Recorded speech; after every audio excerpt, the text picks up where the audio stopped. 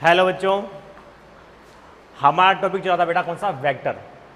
और वेक्टर के टॉपिक के अंदर हमने पढ़ा है अभी तक वेक्टर का ट्रायंगल लॉ एडिशन वाला, ट्रायंगल लॉ ऑफ एडिशन। ठीक है, तो यहाँ पर हमने अभी तक ट्रायंगल लॉ पढ़ा है और आज हम उसके आगे का पोर्शन लेते हैं।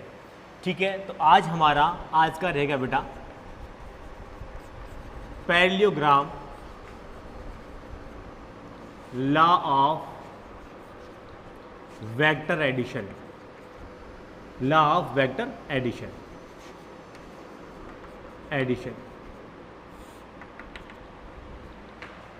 Parallelogram law of vector addition. ठीक है, तो देखिए पैरेललोग्राम क्या चीज होती है, समझिए इस बात को।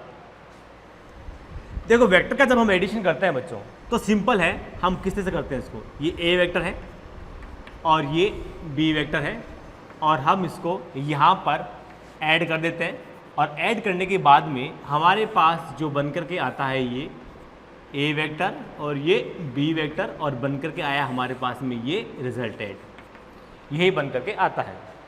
ठीक है, तो देखिए तो ये बन करके आया है हमारे पास, तो मैं इसको यहाँ पर लिख सकता हूँ कि R vector is equal to A vector plus का बी वेक्टर, कोई डाउट नहीं है अपन को इसमें। ठीक है, अब अगर मैं इसका जो ऑर्डर है इसको मैं चेंज कर देता हूँ। ऑर्डर चेंज का मतलब ये है यहाँ पर पहले मैंने ए लिया है और फिर बाद में मैंने क्या लिया है, यहाँ पर बी लिया है अभी, लेकिन अब मैं क्या करता हूँ, पहले मैं बी ले लेता हूँ और उसके बाद में ए ले लेता हूँ। तो यहाँ पर पहले मैंने बी ले लिया है और फिर यहाँ पर मैंने ले लिया है ए वेक्टर और ये यहाँ पर मैं कह सकता हूँ कि देखिए यहाँ पर ए वेक्टर लिया है मैंने फर्स्ट, देखिए इसके अकॉर्डिंग लेते हैं बेटा, इसके अकॉर्डिंग लेते हैं। तो यहाँ पर मैंने बी वेक्टर ले लिया है और यहाँ पर मैंने ए वेक्टर ले लिया है और ये इसका रिजल्टेड जो निकल के ये आ रहा है। ठीक है, तो यहाँ पर मैं इसको लिख सकता हूँ R vector is equal to A vector plus का बी वेक्टर। ठीक है, तो यहाँ पर पहले मैंने बी लिया है तो इसलिए मैं यहाँ पर पहले बी लिखूँगा और बाद में ए लिखूँगा। तो यहाँ पर पहले मैंने लिखा बी और यहाँ पर लिखा मैंने ए यहाँ पर। ठीक है, तो यहाँ पर इसका जब मैंने ऑर्डर ये लिया b प्लस ए तब भी इसका रिजल्टेड ये आया और जब मैंने यहाँ पर ऑर्डर लिया a प्लस बी तब भी रिजल्टेड इसका ये आया। यानी कि आप ऑर्डर चेंज कर दीजिए उसके बावजूद भी आपको रिजल्टेड जो है यहाँ पर एक ही मिलेगा। तो इसका मतलब ये हुआ कि ऑर्डर ऑफ कम्युनिटी को ये फॉलो करता है। ट्रायंगल लॉ जो होता है क्रम विनिमयता के नियम को फॉलो करता है। आप किसी से इसको जोड़ दीजिए, आपका रिजल्टेड जो है वो सेम मिलेगा यहाँ पर। ठीक है, तो अब हम इसी बात को ध्यान में रखते हुए हम यहाँ पर पढ़ते हैं बेटा पैरेललोग्राम। तो देखिए बेटा पैरेललोग्राम क्या चीज होती है। देखिए मैं यहाँ पर ले रहा हूं बेटा मैंने लिया है बेटा यहाँ पर ए वेक्टर लिया है बेटा और ये लिया है मैंने यहाँ पर बी वेक्टर। ठीक, अब मैं इस वेक्टर को यहाँ लिख सकता हूँ, शिफ्टिंग कर सकते हैं बेटा। तो यहाँ पे मैंने इसका शिफ्टिंग किया है, इसका शिफ्टिंग मैंने यहाँ पे कर दिया। तो आप देखोगे सर ये तो इक्वल ही नहीं है बेटा, मैंने फ्री हैंड बनाया है, ये इक्वल ही है, ये यहाँ पर इक्वल ही है, मैंने फ्री हैंड बनाया है, ये यहाँ पर इक्वल ही है। ठीक है, ये इक्वल है, ये इक्वल, मैंने फ्री हैंड बनाया है। ओके, तो यहाँ पे देखिए इस पॉइंट को बोलते हैं बेटा स्टार्टिंग पॉइंट बोलते हैं। इसको क्या बोलते हैं, स्टार्टिंग पॉइंट बोलते हैं, स्टार्टिंग पॉइंट बोलते हैं इसको। ओके, तो इस स्टार्टिंग पॉइंट से यहां पर आपने देखा ये क्या है, स्टार्टिंग पॉइंट है। ठीक है, तो देखिए ये मैंने यहां पर ए वेक्टर लिया, ये बी वेक्टर लिया, फिर मैंने यहां पर क्या किया, इनको शिफ्टिंग कर दी और शिफ्टिंग करने के बाद जो आपके पास में ये जो बन गया है, ये क्या बन गया बेटा, एक पैरेललोग्राम बन गया है। ये क्या बन गया है, पैरेललोग्राम। अब देखिए मैं यहां पर इस स्टार्टिंग के पॉइंट से मैं यहां पर एक लाइन ड्रॉ करता हूं, एक लाइन मैंने यहां पर ड्रॉ की है। जब मैंने यहां पर लाइन ड्रॉ की है तो मेरे पास ये जो लाइन होगी जो स्टार्टिंग के पॉइंट से यहां पर ये दो साइड है इसकी, इस दोनों साइड से स्टार्टिंग के पॉइंट से जो निकलता है ये इसकी डायगोनल कहलाती है, इस पैरेललोग्राम की डायगोनल कहलाती है और पैरेललोग्राम की ये डायगोनल जो होती है ये इसके रिजल्टेड को शो करती है, ये इसके रिजल्टेड को शो करती है। ठीक है, अब देखो बच्चों मैं इसका रिजल्ट निकालना चाहूं तो क्या होगा, a प्लस बी होगा, ये होगा इसका रिजल्टेड। और अगर मैं इधर से निकालना चाहूँ तो भी क्या होगा, a प्लस बी ही होगा। ये भी इसका रिजल्टेड क्या होगा, a vector plus b vector, यही होगा बच्चों। और अगर मैं ये लेता हूं तो भी क्या होगा, a प्लस बी ही होगा, क्योंकि मैंने कहा था कि ट्रायंगल जो होता है वो यहां पर कम्युनिटी जो लॉ होता है उसको फॉलो करता है, ऑर्डर ऑफ कम्युनिटी का जो लॉ होता है उसको ये फॉलो करता है, क्रम विनियमितता के नियम की पालना करता है। तो इस तरह से ये यहाँ पर अगर आप ये साइड लेकर के आप रिजल्ट निकालोगे तो ये आएगा, और ये साइड लेकर के आप रिजल्ट निकालोगे तो भी हमारे पास निकल के यही आएगा। और इसका रिजल्टेड जो है क्या होता है, ये हमने अभी सीखा है कि इसका रिजल्टेड जो होता है वो ये होता है a square plus b square plus 2ab cos theta, ये होता है। ये हमने अभी अभी सीखा है यहाँ पर, ये हमने यहाँ पर अभी अभी सीखा है कि इसका रिजल्टेड जो होता है ये निकल के आता है। तो ट्रायंगल लॉ लो या पैरेललोग्राम लो, आप दोनों से ही उस क्वेश्चन को सॉल्व कर सकते हो। हमारा बेसिक जो है फॉर्मूला हमारे पास में रिजल्टेड फाइंड आउट करने का यही रहेगा। मैंने यहाँ पे कोई रटवाया नहीं है, मैंने आपको दिखाया है बेटा कि इस रिजल्टेड की वैल्यू, इस रिजल्टेड की वैल्यू जो है ये होती है और इसका सॉल्यूशन ये होता है, ठीक है। चूंकि यहाँ पर पैरेललोग्राम के अंदर जो ये डायग्राम निकल रही है, ये डायग्राम जो होगी इसके रिजल्टेड को शो करेगी, इसके रिजल्टेड को शो करेगी, और इसका रिजल्टेड हमारे पास निकल के ये आएगा। अब हम यहाँ पर अलग अलग केसेस जो हैं वो देख लेते हैं, ठीक है। तो देखते हैं इसके अलग अलग केसेस जो हैं वो किस तरह से बनते हैं। आओ देखें, मैं इसको एक बार रब कर देता हूँ क्योंकि मुझे अभी स्पेस चाहिए, मुझे अभी यहाँ पर स्पेस चाहिए। देखो हमारे पास जो बेसिक है रिजल्टेड का जो फॉर्मूला है वो निकल के आ रहा है बेटा ये वाला, a square plus b square 2ab cos theta, ये निकल के आ रहा है, ठीक है। यहां पर मैं ये कहता हूं बेटा, इस पर ए वेक्टर भी इधर है और बी वेक्टर की डायरेक्शन भी क्या है, इधर है। दोनों की डायरेक्शन क्या है, एक ही साइड के अंदर है। यहां पर ए बी को आप कोई फोर्स मान सकते हो, और मैंने कह दिया कोई एक फोर्स F1 है, FA है, दूसरा फोर्स FB है। वो दोनों फोर्स इस बॉडी पर एक ही डायरेक्शन में लग रहे हैं। जब एक ही डायरेक्शन में लग रहे हैं तो इसका मतलब A एंड B के बीच में जो एंगल हुआ वो कितना हुआ, 0 डिग्री का हुआ बेटा। जब यहाँ पर एंगल 0 डिग्री का हुआ तब मैं लिख सकता हूँ यहाँ पर कि सर देखो इसका रिजल्ट कितना निकल के आएगा, cos 0। अब देखिए बच्चों, cos 0 की वैल्यू कितनी होती है, 1 होती है। जब cos 0 की वैल्यू 1 होती है तो आप यहाँ पे लिख सकते हो r बराबर a square plus b square plus का 2ab, ये लिख सकते हो। यहाँ पर मैं इसको लिखना चाहूँ तो इसको मैं ऐसे लिख सकता हूँ, a प्लस बी का होल स्क्वायर, बोलो लिख सकता हूँ मैं इसको ऐसे। अब देखिए मैं यहाँ पर इस अंडर रूट को हटाने के लिए इस पर मैं स्क्वायर लगा सकता हूँ। अब इस स्क्वायर को इससे हटा दूंगा तो मेरे पास में r कितना आएगा बेटा, a प्लस का b आएगा। यहां पर हमने क्या किया बेटा, वेक्टर का एडिशन किया है, तो मैं यहां पर लिख दूंगा प्लस, एडिशन किया हमने। रियल में बेटा क्या होता है कि हम हमेशा हमें वेक्टर का एडिशन ही करना चाहिए।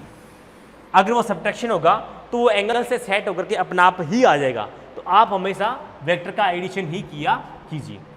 अब देखिए उसके बाद मैं यहाँ पर कह देता हूँ कि ये एक बॉडी है और इस बॉडी पर एक फोर्स बेटा यूँ लग रहा है और एक फोर्स यहाँ पर यूँ लग रहा है।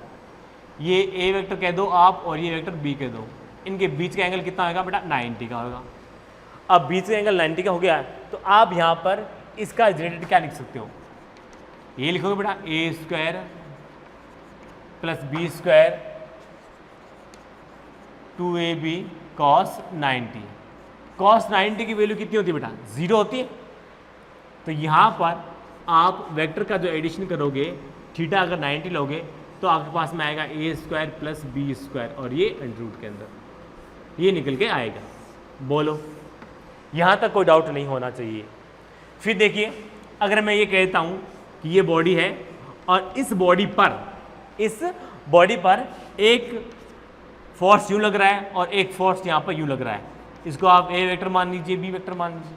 तो इन दोनों के बीच में जो एंगल आ रहा है वो कितना आ रहा है बेटा, 180 का आ रहा है। जब 180 का एंगल आएगा यहाँ पर, तो आप इसका रिजल्ट जो है वो क्या लिखोगे, a square plus b square 2ab cos 180 और ये अंडर रूट।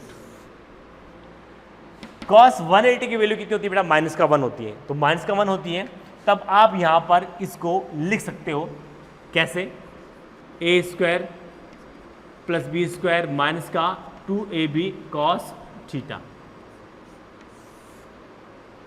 cos 180 वैल्यू -1 होती है, तो यहां पे आप माइनस का ए बी लिखिए, cos थीटा तो हो गया ना बेटा, अब दोबारा कहाँ करने की जरूरत है उसको। तो इसको आप कैसे बना सकते हो, इसको आप बना सकते हो कि ये जो होगा बेटा वो क्या होगा, इसका स्क्वायर हटाएंगे बेटा, तो यहां पर क्या बनेगा बेटा, यही बन जाएगा, कहाँ गया, लेकिन ये माइनस में बनेगा। तो यहां पर ये इसको लिख सकते हो आप a माइनस का b या b माइनस का a लिख सकते हो आप। क्यों, क्योंकि बेटा रिजल्टेड जो होगा वो हमेशा क्या आएगा, पॉजिटिव के अंदर आएगा। इसलिए आप अगर ये बड़ा हुआ तो a माइनस बी और b बड़ा हुआ तो b माइनस का a। इन शॉर्ट में आप यहां पर ये भी लिख सकते हो कि r जो होगा वो कितना होगा, a डिफरेंस b होगा। कब होगा, जब यहां पर थीटा कितना हो, 180 का हो। देखो हमने यहां पर क्या किया बेटा, वेक्टर का एडिशन किया है भाई, वेक्टर का एडिशन ही किया है हमने। लेकिन देखो बेटा यहां पर क्या आ रहा है, एक फोर्स यू जा रहा है, एक फोर्स यू जा रहा है, मींस फोर्स यहां पर क्या हो रहा है, सब अपोजिट डायरेक्शन जा रहे हैं। तो यहां पर सब्ट्रैक्ट होगा, और सब्ट्रैक्ट हमें करने की जरूरत नहीं है, हमने तो एडिशन किया, वो अपने आप सब्ट्रैक्ट होकर के आ गया। तो वेक्टर का हमेशा आप एडिशन ही कीजिए, उसके अंदर आप मत जाइए कि आप सब्ट्रैक्ट कर रहे हो तो आप उसको सब्ट्रैक्ट करो माइनस करो ना, वो आपको सेट होकर अपने आप निकल के आ जाएगा। आपको तो बस वेक्टर का क्या करना है, हमेशा एडिशन ही करो। तो देखिए हमारे पास ये निकल के आ गई चीज़ें। अब हमने देखा कि इसके रिजल्टेड जो होते हैं, 3 केसेस होते हैं, एक 0 डिग्री का, एक 90 का और एक 180 का। और इन तीनों केसेस के 180, 0 से 180 के बीच के अंदर ही आएगा, इससे ज़्यादा नहीं आएगा। तो यहाँ पर हमारे पास जो है इसकी रिजल्टेड की जो पॉसिबिलिटीज बनती हैं, a प्लस बी वेक्टर है और मैं इसका रिजल्टेड बोलता हूँ, तो इसका रिजल्टेड जो होगा वो क्या होगा, देखो यहाँ पे इसका रिजल्टेड क्या होगा बेटा, यहाँ पे देखेंगे बेटा a डिफरेंस b यहाँ पर मैं अगर लेता हूँ, ठीक है, a डिफरेंस b लेते हो, या फिर ये होगा, इससे कम नहीं होगा, इससे ज़्यादा होगा, और या फिर बेटा ये a प्लस बी, या फिर ये होगा। ये मैग्नीट्यूड के फॉर्म में ही लिख रहा हूँ मैं यहाँ पर। यानी कि आप अगर एडिशन करोगे किसी वेक्टर का, तो इसके रिजल्टेड जो होंगे वो 2 आएंगे, या फिर तो बेटा a माइनस का b आएगा या a प्लस का b आएगा। यानी कि इससे तो छोटा होगा रिजल्टेड इसका, और इससे इसका रिजल्टेड बड़ा होगा, ठीक है। तो ये इससे बराबर भी हो सकता है, ये इसके बराबर भी हो सकता है, लेकिन इससे कम नहीं होगा और इससे ज़्यादा नहीं होगा, ये हमने यहाँ पर देखा भी है। तो रिजल्टेड जो होता है वो क्या होता है, इससे कम नहीं होगा और इससे ज़्यादा नहीं होगा। एक दूसरी चीज़ और इम्पॉर्टेंट निकल के आ रही है, यहाँ पर हमने यहाँ पर थीटा अगर 180 लिया है तब हमारे पास ये निकल के आया है, और यहाँ पर हमने थीटा कितना लिया है, 0 डिग्री लिया है, तब हमारे पास निकल के ये आया है, ठीक है। यानी कि ये वैल्यू क्या है, ज़्यादा है, और ये वैल्यू क्या है, कम है। यानी कि इसका मीन्स क्या हुआ, हमारे पास एक शॉर्ट ट्रिक बन गई। क्या बन गई, रिजल्टेड एंगल 0 तब रिजल्टेड ज़्यादा, एंगल ज़्यादा तो रिजल्टेड कम। यानी कि एंगल की वैल्यू जैसे जैसे आप बढ़ाते जाओगे, एंगल की वैल्यू जैसे जैसे बढ़ाते जाओगे, रिजल्टेड की वैल्यू उतनी ही कम होती जाएगी। एंगल बढ़ेगा, एंगल इंक्रीज होगा तो रिजल्टेड कम होता जाएगा। ये आप इससे भी देख सकते हो, और अगर मैं आपको यहाँ पर कोई डायग्राम बना के बताऊँ तो उससे भी आप अच्छे से समझ सकते हो। देखो कैसे, यहाँ पे देखिए मैं आपको बताने जा रहा हूँ कि एंगल के बढ़ने पर रिजल्टेड की जो वैल्यू है वो किस तरह से डिक्रीज हो जाती है। तो देखो मैं यहाँ पर इसको यहीं पर ले लेता हूँ बेटा, देखो अब देखो बेटा मैंने एंगल कितना लिया बेटा 180, थीटा कितना है 180 का है। तो आप यहाँ पे देख रहे हो जब एंगल यहाँ पर 180 का है, ठीक है, सॉरी एंगल यहाँ पर 180 का है, तो देखो यहाँ पर रिजल्टेड इसका ये निकल के आ रहा है, ठीक है। ये सॉरी बेटा ये एंगल 180 का नहीं है बेटा, एंगल 0 डिग्री का है बेटा। मैंने एंगल कितना लिया बेटा 0 डिग्री का लिया यहाँ पर। थीटा यहाँ पे कितना है, दोनों के बीच एंगल कितना है 0 डिग्री का है, तो 0 डिग्री एंगल होता है। तो यहाँ पर मैं इसको 3 मान लेता हूँ, इसको 4 मान लेता हूँ। तो देखो मेरे पास रिजल्ट कितना आ रहा है 7 आ रहा, नहीं आ रहा, बड़ा ही आ रहा है। या इसको कुछ डिजिट ना भी मानो तो आप देख सकते हो इस जो है एरो है उसकी लेंथ आप देख सकते हो, इसकी लेंथ क्या है, ज़्यादा है इसकी लेंथ, तो ज़्यादा होने की वजह से मतलब इसका जो रिजल्ट है वो ज़्यादा है। अब मैंने यहाँ पर एंगल थोड़ा और बढ़ा दिया, थोड़ा बढ़ा दिया मैंने यहाँ पर एंगल मान लो 60 कर दिया, तो मेरे पास रिजल्ट क्या आएगा, ये आएगा, ये आएगा बेटा। अब ये रिजल्टेड जो है इस रिजल्टेड से तो कम ही है बेटा, एंगल आपने बढ़ाया, बढ़ाते इस रिजल्टेड की वैल्यू क्या होगी, कम होगी। अब मैं एंगल और बढ़ा देता हूँ, तो ये रिजल्ट मेरे पास में ये निकल के आ गया। तो आप देखो मैंने एंगल 90 कर दिया है, 90 करते ही यहाँ पर रिजल्ट की वैल्यू जो है इससे क्या आ रही है, कम आ रही है। मैं एंगल और बढ़ा देता हूँ, तो मेरे पास ये रिजल्ट निकल के आ रहा है, ठीक है। तो ये रिजल्ट बेटा क्या है, इससे भी कम है। यहाँ पे देखिए मैं और कर देता हूँ, ठीक है, मैं यूँ कर देता हूँ, तो ये कितना बेटा 180 का है, तो 180 का है तो रिजल्ट से कितना आ रहा है बेटा 0 आ रहा है, तो वो उससे भी कम है। जो पहले मैंने यहाँ पे किया था बेटा वो ये लिया था बेटा 180 का लिया था। तो यहाँ पर जो 180 एंगल जो आया है वो एंगल बढ़ा है, इसका मतलब इसका जो रिजल्टेड है उसकी वैल्यू कम होती जाएगी। तो हमारे पास ये कॉन्सेप्ट इससे भी आता है, और वैसे आप इसको विद डायग्राम भी देख सकते हो कि रिजल्टेड की जो वैल्यू है वो एंगल बढ़ने के साथ साथ क्या हो जाती है, कम होती जाती है। ये हमारा था बेटा वेक्टर का एडिशन था हमारा, ठीक है। अगर मैं वेक्टर का सब्ट्रैक्शन करूं तो कोई दिक्कत नहीं बेटा, यहाँ पे क्या आ जाएगा, माइनस आ जाएगा, क्या आ जाएगा, माइनस आ जाएगा। तो आप यहाँ पर इसको वेक्टर का जब आप एडिशन सब्ट्रैक्शन करते हो तो वही है बेटा सेट होके जो हमारे पास जो आएगा वही आ जाएगा, अपना आप सेट होकर के आएगा। और ये वेक्टर का एडिशन लिया हमने, मैं इसको डायरेक्ट लिख रहा हूँ बेटा, क्योंकि हमारे पास रिजल्ट जो है वही निकल के आएगा 2ab cos थीटा, यही रिजल्ट निकल के आएगा जब हम वेक्टर का सब्ट्रैक्शन करते हैं। तो आप इसको ये ध्यान में रखिए, ठीक है। तो वेक्टर का एडिशन करना है हमें, चाहे सब्ट्रैक्शन बोले चाहे एडिशन बोले, हमें हमेशा क्या करना है, एडिशन करना, वो अपना आप सेट होकर के निकल के आ जाएगा। तो वेक्टर का एडिशन करें तब ये है, और अगर एंगल जो है 180 का हो तो यानी कि हमें यहाँ पर सब्ट्रैक्ट करना हो तो ये हमें ये लेना है। तो हमारे पास इस वेक्टर के 2 फॉर्मूले निकल के आ गए हैं रिजल्टेड फाइंड आउट करने के। पहला तरीका, पहला तो ये हो गया बेटा एडिशन वाला, a² + b² 2ab cos theta, और एक हमारे पास जो है ये ऊपर पड़ा है, ये जब ऐड करते हैं तब और ये सब्ट्रैक्ट करते हैं तब। अब यहाँ पर मैं एक स्पेशल केस ले रहा हूँ वेक्टर के एडिशन का ही। वो केस क्या है देखिए, अगर मैं यहाँ पर ये कह देता हूँ कि मैं यहाँ पर 2 साइड ले रहा हूँ बेटा, मैं यहाँ पर 2 साइड ले रहा हूँ और वो दोनों साइड यहाँ पर क्या है, इक्वल है, यानी कि मैंने ये कह दिया कि जो a इक्वल टू क्या है बेटा, b है यहाँ पर, ठीक है। तो देखिए मैं यहाँ पर केस ले रहा हूँ, केस फर्स्ट, पहले मैं वेक्टर के एडिशन में जाऊँगा, उसके बाद सब्ट्रैक्शन में जाऊँगा। तो केस फर्स्ट है, उससे मैंने कह दिया बेटा a बराबर कितना यहाँ पर b है, ठीक है। मैंने कहा यहाँ पर a बराबर b है, जब मैं a बराबर b लेता हूँ तब यहाँ पर कहानी क्या होगी, सुनो।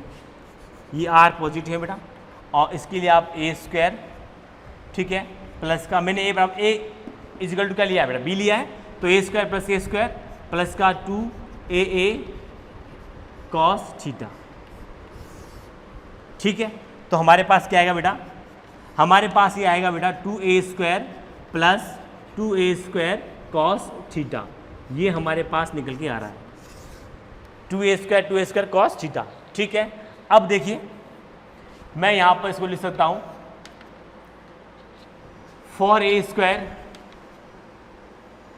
देखिए मैं यहाँ पर इसको लिख सकता हूँ, यहाँ पर आप देखेंगे बेटा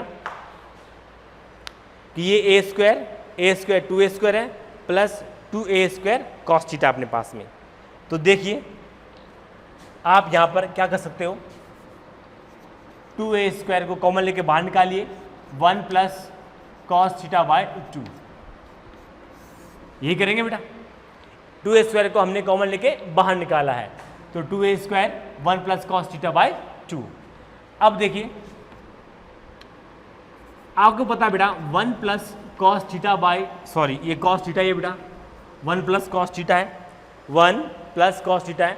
1 प्लस cos थीटा जो होता है वो क्या होता है, 2 cos² थीटा बाय 2 होता है, 2 cos² थीटा बाय 2 होता है। तो आप इसको इसके अंदर फिट अप कर दीजिए, तो ये देखिए क्या बन जाएगा पास में 2a² 2 cos² थीटा बाय 2, और ये अंडर रूट में डाल दीजिए इसे। अब देखिए यहाँ पे इसको आप मल्टीप्लाई करेंगे तो 4a² cos² थीटा बाय 2, ये निकल के आ गया। अब आप इसका अंडर रूट लेंगे तो आपके पास में क्या आएगा, 2a cos थीटा बाय 2, ये आपके पास में निकल के आ गया है।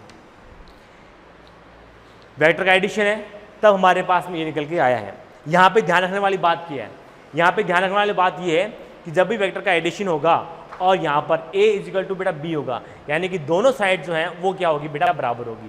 a vector and b vector दोनों वेक्टर जो होंगे अगर इक्वल होंगे तो उसका रिजल्ट का फॉर्मूला ये निकल के आएगा। अब ये फॉर्मूला निकल के आ गया है। अब हमारे पास कोई सा भी एंगल हो तो हम इसकी जो रिजल्ट की वैल्यू है फाइंड आउट कर सकते हैं। हमें यहाँ पर देखिए, यहाँ पर देखिए मैं अगर यहाँ पर लेता हूँ एंगल बेटा थीटा बराबर 0 लेता हूँ तो यहाँ पर कितना आएगा बेटा, cos 0 आएगा। cos 0 की वैल्यू कितनी होती है बेटा, 1 होती है। तो यहाँ पर r पॉजिटिव कितना आएगा बेटा, यहाँ पर r2a हो जाएगा। वैल्यू लिख रहा हूँ और तो क्या कर रहा हूँ बेटा, कुछ नहीं किया बेटा मैंने। फिर देखिए थीटा की वैल्यू अगर मैं यहाँ पर 60 लेता हूँ, ठीक है, तो r जो पॉजिटिव है मेरे पास निकले कितना आता है बेटा, 2a cos थीटा बाई 2 से 2a और ये cos 60 बाई 2 और क्या बना बेटा अपने पास में 2a cos 30 बना है। cos 30 की वैल्यू आपको पता बेटा कितना होता है, तो ये हमारे पास क्या हो जाएगा, √3a बन जाएगा।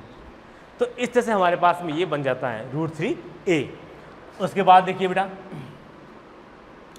थीटा इजिकल टू मैं 90 लेता हूँ, मैं 90 लूँगा तो r पॉजिटिव क्या बनेगा मेरे पास में, 2a cos 90 बाई 2, तो ये 45 हो गया, 2a cos 45।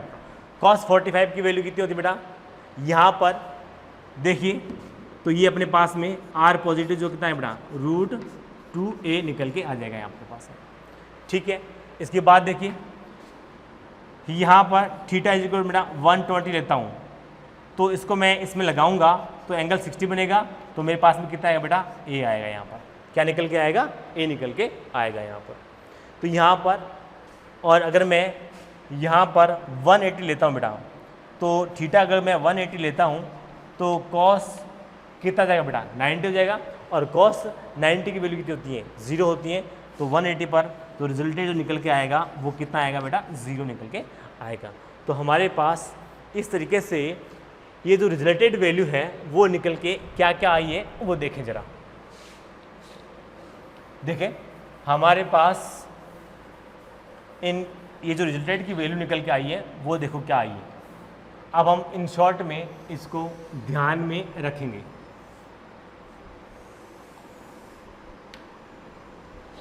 देखो ये अपने पास में वेक्टर का एडिशन है और ये एंगल है हमारे पास में मेरा थीटा है, 0 60 डिग्री 90 डिग्री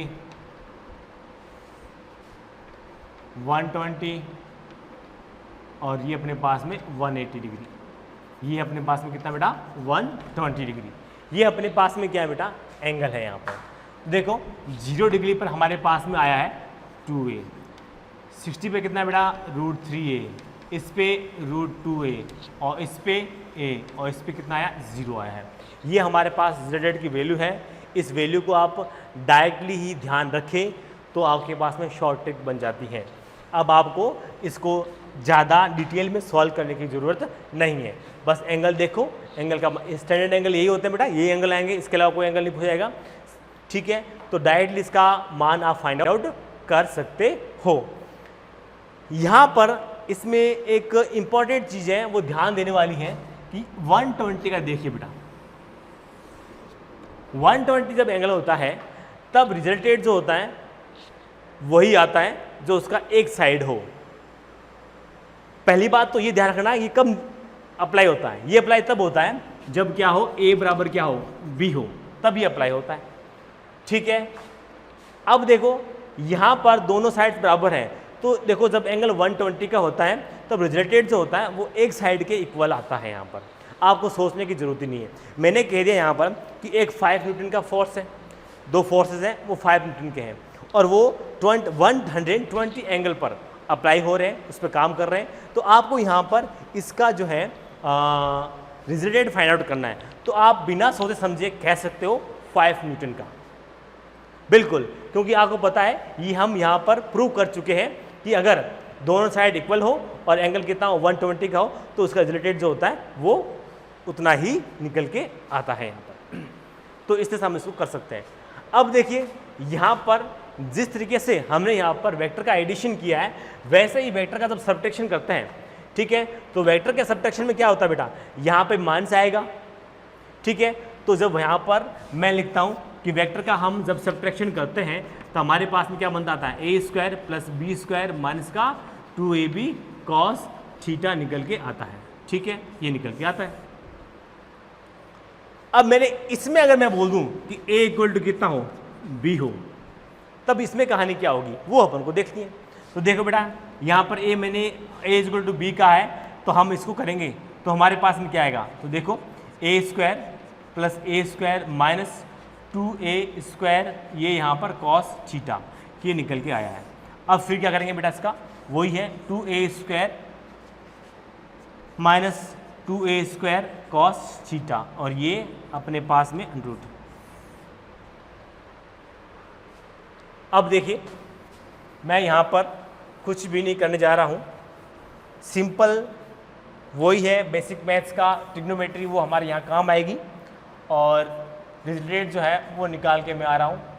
ये 2a² को आप कॉमन लीजिए, 1 माइनस cos थीटा ये लीजिए, 1 माइनस cos थीटा जो होता है वो कितना होता है हमारे पास में 2 sin² θ/2 होता है। 1 माइनस cos थीटा जो होता है वो 2 sin² θ/2 होता है। तो ये आप इसके रखेंगे तो आपके पास में क्या मिलेगा, देखो 2a²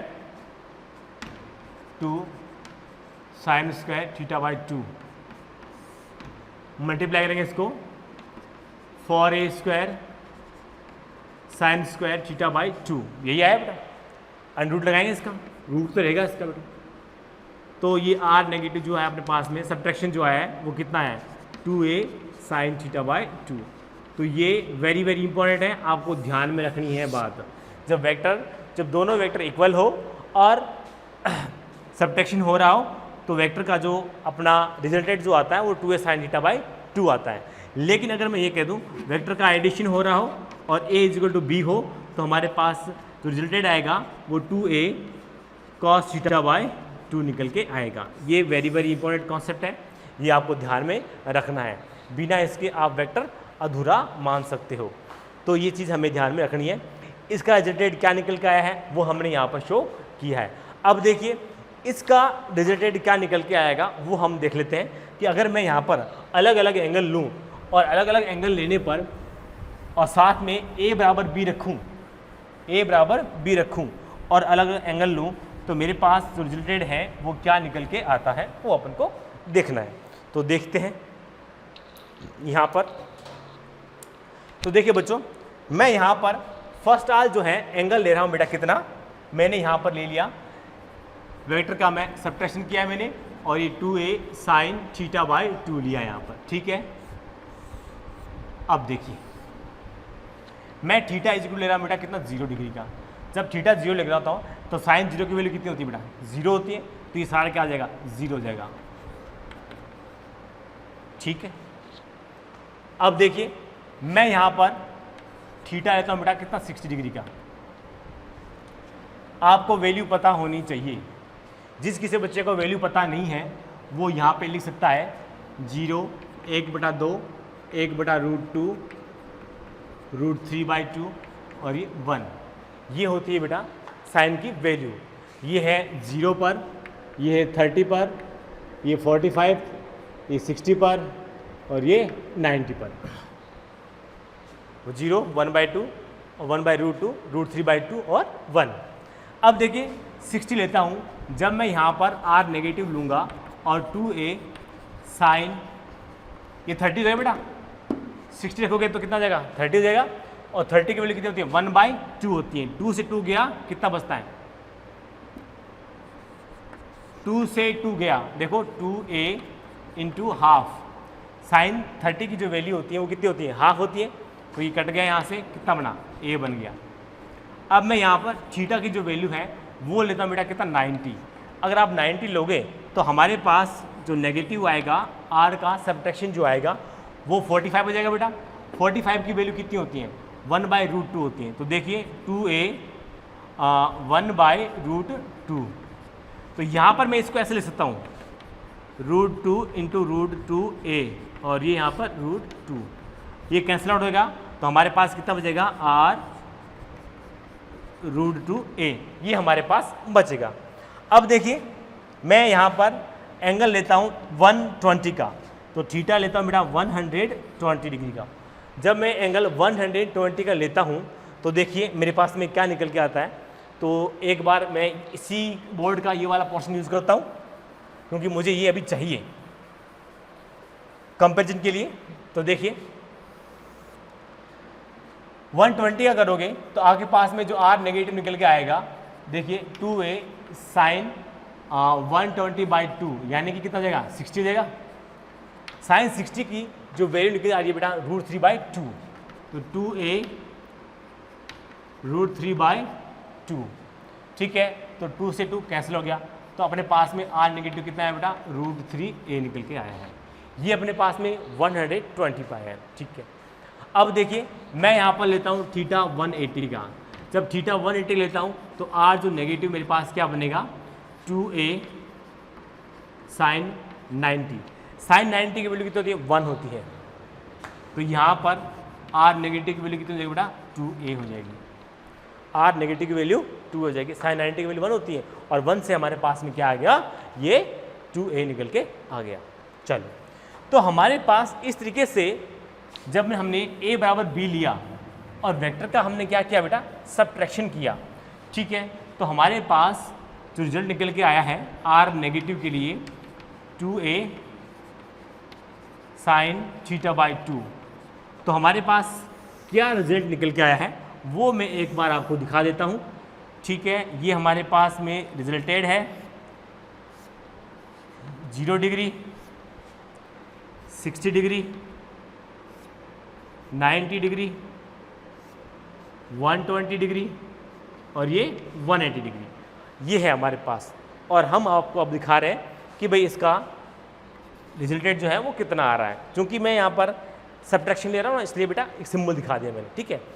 तो 0 डिग्री पे आपके पास में क्या निकल गया है, जब आपने यहाँ पर 0 लिया तो कितना आया है 0 आया है।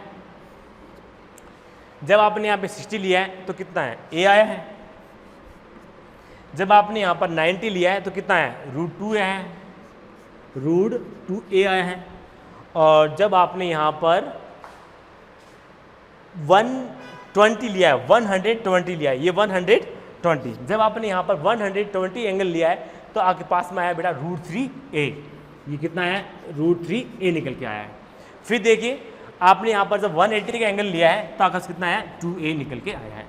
तो इस तरीके से हमने यहाँ पर वेक्टर का एडिशन किया है, ठीक है, और फिर सब्ट्रैक्शन किया है और हमने यहाँ पर a = b रखा है।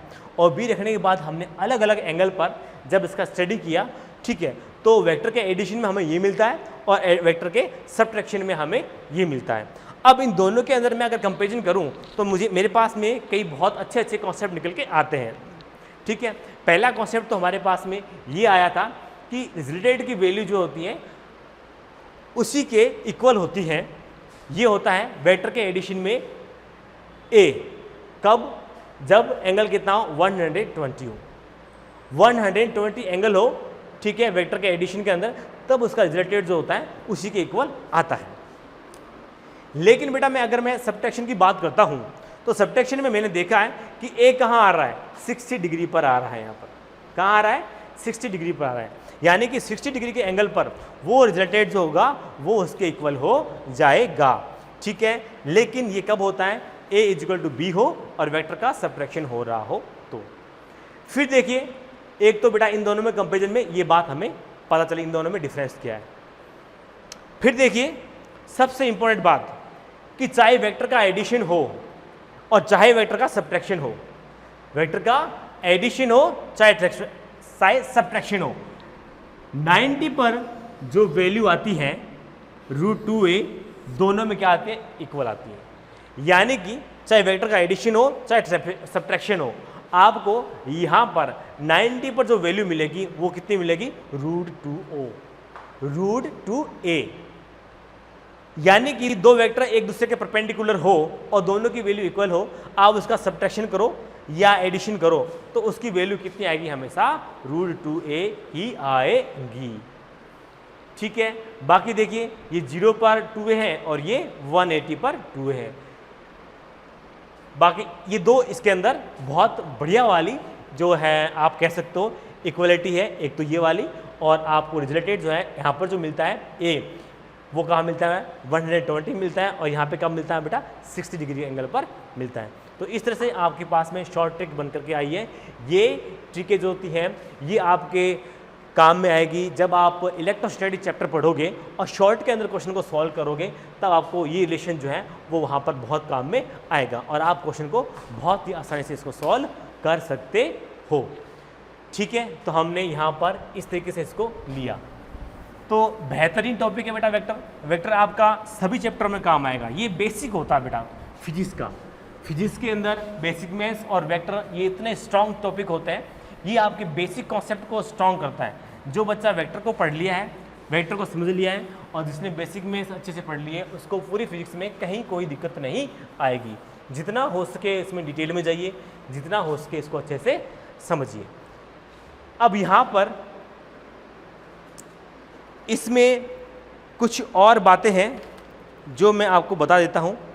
ठीक है, जैसे कि क्वेश्चंस करने हो आपको तो उस क्वेश्चंस के अंदर भी आप जा सकते हो, लेकिन मैं ऐसा सोचता हूँ कि क्वेश्चन से पहले मैं आपको कुछ थ्योरेटिकल क्वेश्चन को बता दूँ, क्योंकि मुझे लगता नहीं है कि क्वेश्चन कंप्लीट हो पाएगा। ठीक है, तो देखिए यहाँ पे देखिए, आपको यहाँ पर पता है कि आप एक पैरेललोग्राम बनाते हैं। ठीक है, ये ए वेक्टर लिया आपने, इसका ये आपने बी वेक्टर लिया है। ठीक है,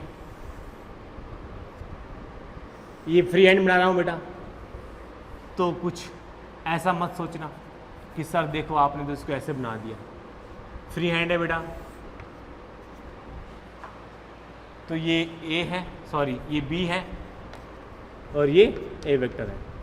यहां से देखिए ये इसका स्टार्टिंग पॉइंट है और यहां से जो एक लाइन निकलती है ये लाइन इसकी डायगोनल होती है, और ये डायगोनल जो होती है ये वाली डायगोनल ये इसके रिजल्टेड को शो करती है, ये इसके रिजल्टेड को शो करती है। ठीक है, दूसरी बात, आप इसको कोई नाम दे सकते हैं। मैं इसको नाम सी दे दूं, कोई गलत नहीं है, सी वेक्टर नाम दे सकते इसको, है रिजल्टेड शो कर रही है, इसमें कोई डाउट नहीं है। अब देखिए बच्चों, डायगोनल ये भी है और डायगोनल इसकी ये भी है, ये भी इसकी डायगोनल है, इसको मैंने डी नाम दिया है। ये भी डायगोनल है और ये भी डायगोनल है। ठीक है, पैरेललोग्राम की दो डायगोनल होती हैं, दिस एंड दिस, लेकिन रिजल्टेड को ओनली वन डायगोनल शो करती है। रिजल्टेड को ओनली वन डायगोनल शो करती है और वो होती है ये वाली जो डायगोनल होती है वो उसके रिजल्टेड को शो करती है। ठीक है, तो यहाँ पे आप देखिएगा कि मुझे क्या करना है, इसकी और इसकी वैल्यू निकालनी है, इस डायगोनल की वैल्यू और इस डायगोनल की वैल्यू निकालनी है कि भैया इसकी वैल्यू क्या होती है, पहली बात। दूसरी बात, पैरेललोग्राम में आपको ध्यान रखना है कि जो यहाँ पर स्टार्टिंग पॉइंट से, ये देख रहे हैं आप स्टार्टिंग पॉइंट यानी कि टेल टू टेल जो डायगोनल निकलती है वही डायगोनल इस पैरेललोग्राम के रिजल्टेड को शो करती है। बाकी डायगोनल जो होती है ये दूसरी वाली, ये उसके रिजल्ट को शो नहीं करती है। लेकिन हमें यहाँ पे वैल्यू पता होनी चाहिए कि इसकी वैल्यू क्या है और इसकी वैल्यू क्या है। तो देखो मैं अभी इसकी चर्चा करता हूँ, तो यहाँ पे मैंने देखा ये दिस एंड दिस और ये दिस, तो यानी कि ये ऑर्डर में जा रहे हैं और ये कहाँ जा रही है बेटा, अपोजिट ऑर्डर में जा रही है। तो मैं ये वाला पोर्शन लेता हूँ, केवल ये वाला पार्ट लेता हूँ और ये पार्ट लेकर के मैं यहाँ पर इसका जो रिजल्ट है ये C है, ये यहाँ पर इसकी वैल्यू निकालता हूँ। तो ये कितना हो गया बेटा अपने पास में, C vector is equal to बेटा A वेक्टर प्लस का B वेक्टर। ओके, तो यहाँ पर C vector is equal to A plus A vector plus का B वेक्टर, यानी कि इसकी वैल्यू अपने पास निकल के आ गई है। ओके, अब देखिए मैं यहाँ पर इसकी बात करता हूँ, तो यहाँ पे देखिए आप, ये मैं ले रहा हूँ बेटा A वेक्टर, ये ले रहा हूँ बेटा B वेक्टर और ये लिया मैंने यहाँ पर D वेक्टर। ठीक है, तो ट्रायंगल तो बन गया बेटा, और ट्रायंगल रूल्स के अकॉर्डिंग क्या होती है, जो एक ही ऑर्डर में होती है। ठीक है, तो यहाँ पे एक ऑर्डर में क्या है, B एंड D, और जो ऑपोजिट ऑर्डर में होती हैं वो उसके रिजल्टेड को शो करती हैं। तो यहाँ पर ये इसके रिजल्टेड को शो करेगी और ये यहाँ पर वेक्टर है B वेक्टर प्लस का D vector is equal to A vector. बोलो कोई डाउट? कोई डाउट नहीं है।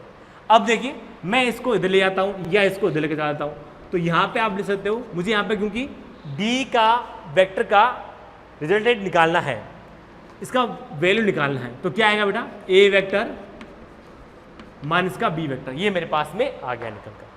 तो यहाँ पर इसकी वैल्यू भी आ गई मेरे पास में और D की वैल्यू भी आ गई है।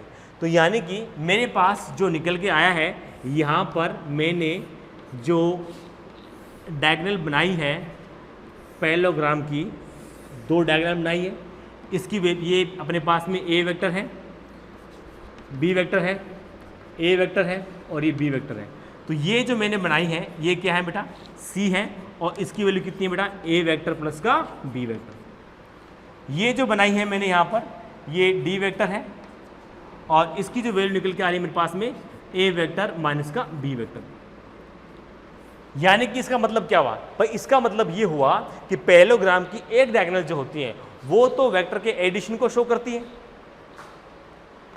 ये वाली वेक्टर के एडिशन को शो करती है, और ये वाली जो होती है वेक्टर के सब्ट्रैक्शन को शो करती है। दूसरी बात इसके अंदर पैरेललोग्राम के अंदर वेरी वेरी इंपॉर्टेंट, ये जो टेल टू टेल जा रहा है, यहाँ से टेल टू टेल तो जहाँ से जा रहा है वो जो है वो इसकी डायगोनल जो निकलती है, टेल टू टेल से जो डायगोनल निकलती है वो इसके रिजल्ट को शो करती है, ये वाले इसके रिजल्ट को शो नहीं करती है यहाँ पर। तो यहाँ पर आपने देखा ये बात। इसके अलावा एक छोटी सी बात और है, वो भी हम कर लेते हैं, फिर इसके बाद आगे चले चर्चा करेंगे इसकी। देखिए आपके पास में दो वेक्टर हैं और यहाँ पर रिजल्टेड जो होता है वो किधर जाएगा वो आपको बताना है। तो देखिए ये आपके पास में A वेक्टर है और ये आपके पास में बेटा क्या है, B वेक्टर है। तो इसका रिजल्टेड कहाँ जाएगा, देखो ये इसका रिजल्टेड है, तो इसका रिजल्टेड कहाँ जा रहा है, दो वेक्टर है बेटा A वेक्टर और B वेक्टर, इन दोनों का रिजल्टेड ये वाला होगा और ये रिजल्टेड जो होता है वो किसकी तरफ ज़्यादा झुका हुआ है, बड़े वेक्टर की तरफ ज़्यादा झुका हुआ है। तो रिजल्टेड जो होगा वो हमेशा बड़े वेक्टर की तरफ जाएगा। अब बड़े वेक्टर की तरफ जाएगा तो देखिए बेटा ये एंगल मैंने अल्फा नाम दे दिया है और इस एंगल को मैं बीटा नाम दे देता हूँ। तो आप बताइए कि इन दोनों में से बड़ा एंगल कौन सा है, आप बोलोगे सर देखो बीटा एंगल जो है वो बड़ा है और अल्फा कम है। तो इनको देख करके आप इस एंगल के बारे में बता सकते हो कि जो बीटा एंगल है वो बड़ा है किससे, अल्फा से। फिर देखिए मैं यहां पर और कर लेता हूं,